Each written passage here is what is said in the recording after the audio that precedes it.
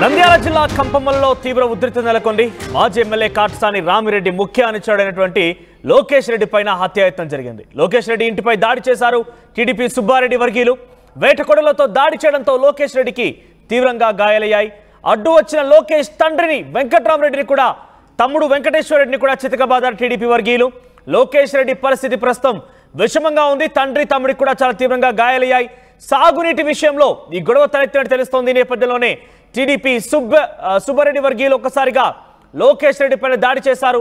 కత్తులు వేటకొడలతో ఇష్టారీతిన దాడి చేసినట్టు తెలుస్తోంది. అడ్డొచ్చినటువంటి తమ్ముడు తండ్రిని కూడా దాడి చేశారు. ఈ నేపథ్యంలో లోకేష్ రెడ్డి ప్రస్తుతం ఆసుపత్రిలో చికిత్స తీసుకుంటున్నాడు. ఆయన పరిస్థితి విషమంగా కూడా ఉంది. తండ్రి తమ్ముడి యొక్క ఆరోగ్య పరిస్థితి కూడా కాస్త విషమంగా ఉన్నట్టు తెలుస్తోంది. ఆయన లోకేష్ రెడ్డి కాటసాని వర్గీయుడు కూడా తెలుస్తోంది. కాటసాని రామిరెడ్డి ముఖ్య అనుచరుడిగా ఆయన ఉన్నారు. అయితే ఒక నీటి విషయం ఇంత పెద్ద గొడవకి దారితీసింది. ఏకంగా కొడవళ్లతో దాడి చేసే పరిస్థితికి అక్కడ దారితీసిన పరిస్థితి కనబడుతోంది. లోకేష్ రెడ్డి మనం చూడొచ్చు ఆర్టీవీ స్క్రీన్ పైన లోకేష్ రెడ్డి సంబంధించిన ఫోటో కనబడుతోంది. వైసీపీ కన్వ వేసుకున్న వ్యక్తి ఆయన లోకేష్ రెడ్డి. పక్కనే వెంకట్రామరెడ్డి కూడా ఉన్నారు. లోకేష్ రెడ్డి తండ్రి పోలీసులను చుట్టుముట్టేస్తున్నారు. ఆయన కూడా దాడి చేసిన నేపథ్యంలో స్పృహ తప్పి అక్కడ పడిపోయి ఉన్నాడు.